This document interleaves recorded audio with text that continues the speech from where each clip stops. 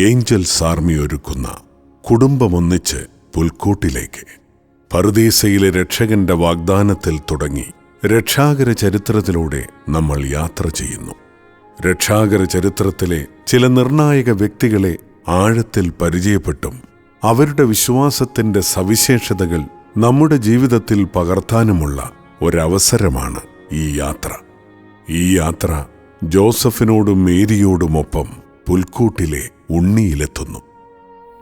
ദൈവത്തിന്റെ ഇടപെടൽ തിരിച്ചറിഞ്ഞ ഒരു കുടുംബത്തിലേക്ക് നമുക്ക് കടന്നു ചെല്ലാം. ഉൽപ്പത്തി 24 അധ്യായം 12 മുതൽ 14 വരെയുള്ള തിരുവചനങ്ങൾ. അനന്തരം അവൻ പ്രാർത്ഥിച്ചു, എൻ്റെ യജമാനനായ അബ്രാഹത്തിൻ്റെ ദൈവമായ കർത്താവേ, ഇന്ന് എൻ്റെ ദൗത്യം അങ്ങ് വിജയിപ്പിക്കണമേ. എൻ്റെ യജമാനൻ്റെ മേൽ കനിയണമേ. ഞാനിതാ ഈ കിണറ്റുകരയിൽ നിൽക്കുകയാണ്. ഇന്നാട്ടിലെ പെൺകുട്ടികൾ വെള്ളം കോരാൻ വരുന്നുണ്ട്. നിന്റെ കുടം താഴ്ത്തി തരുക, ഞാൻ കുടിക്കട്ടെ എന്ന് പറയുമ്പോൾ, ഇതാ കുടിച്ചുകൊള്ളുക, നിങ്ങളുടെ ഒട്ടകങ്ങൾക്കും ഞാൻ വെള്ളം കോരിത്തരാം എന്ന് പറയുന്ന പെൺകുട്ടിയായിരിക്കട്ടെ അങ്ങയുടെ ദാസനായ ഇസഹാക്കിന് അങ്ങ് നിശ്ചയിച്ചിരിക്കുന്നവൾ. അങ്ങ് എൻ്റെ യജമാനനോട് നിരന്തരമായ കാരുണ്യം കാണിച്ചിരിക്കുന്നുവെന്ന് അതുവഴി ഞാൻ മനസ്സിലാക്കും. അബ്രാഹത്തിൻ്റെ പുത്രൻ ഇസഹാക്കിന് മണവാട്ടിയെ തേടുന്ന രംഗത്തെ ദൈവിക ഇടപെടലാണ് നമ്മുടെ ധ്യാന വിഷയം. ചെറിയ കാര്യങ്ങളിൽ ദൈവകരം കാണാനുള്ള വലിയ മനസ്സ്.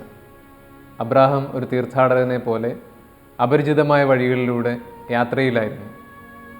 ഈ യാത്രയ്ക്കിടയിൽ മകന് വധുവിനെ തേടുന്നതും ലോകത്തിൻ്റെ പരിചിതമായ വഴികളിലൂടെ അല്ല, ദൈവത്തിൻ്റെ നിമന്ത്രണങ്ങൾക്ക് കാതോർത്ത് വ്യത്യസ്തമായ വഴിയിലൂടെ ചെറിയ കാര്യങ്ങളിൽ ദൈവകരം കണ്ട്.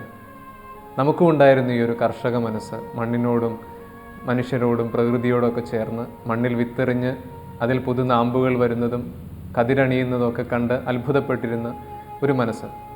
തിരക്കിൻ്റെ ബഹളങ്ങൾക്കിടയിൽ ദൈവസ്വരം കേൾക്കാൻ നമുക്ക് കഴിയാതെ പോകുന്നുണ്ടോ? ആദ്യ കുഞ്ഞിന് ജന്മം നൽകിയപ്പോൾ തളർന്നുപോയ ഒരു സ്ത്രീയെ അറിയാം. ഭർത്താവാണ് ശുശ്രൂഷിക്കുക. 18 വർഷത്തോളമായി കിടപ്പിലാണ്. ഈ കഴിഞ്ഞ ദിവസങ്ങളിൽ വലിയൊരു ബെഡ് സോർ വന്നിട്ട് അത് സുഖപ്പെടുത്താൻ ഒരു വൈദ്യനെ കണ്ടെത്തിയപ്പോൾ ഏറെ അത്ഭുതത്തോടെയും ദൈവിക ഇടപെടലോടെയാണ് അതിനെ കണ്ടത്. ആ വൈദ്യർ കാലിൽ തൊട്ടിട്ട് പറഞ്ഞു, ചൂടുണ്ട്, കുറച്ചും മെച്ചപ്പെടാൻ സാധ്യതയുണ്ടെന്ന് പറയുമ്പോൾ ഒന്ന് എഴുന്നേറ്റ് നിൽക്കാൻ ഒരു പക്ഷേ സാധിക്കുമായിരുമെന്ന് പ്രത്യാശപ്പെടുന്ന 18 വർഷത്തോളമായി തളർന്നു കിടക്കുന്ന ഒരു സഹോദരിയും ഭർത്താവും. ചെറിയ കാര്യങ്ങളിൽ ഓരോ നിമിഷവും നമ്മുടെ ജീവിതത്തിൽ ഇടപെടുന്ന ദൈവത്തെ കാണാൻ പ്രത്യാശയോടെ ആ ദൈവത്തിൻ്റെ കരം പിടിക്കാനാവുമോ നമുക്ക്?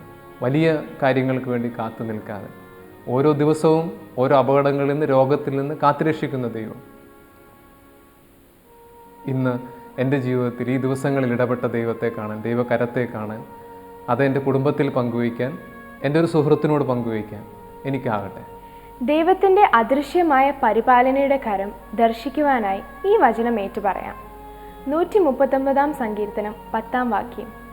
അവിടെയും അങ്ങയുടെ കരം എന്നെ നയിക്കും, അങ്ങയുടെ വലത്ത് കൈ എന്നെ പിടിച്ചു നടത്തും.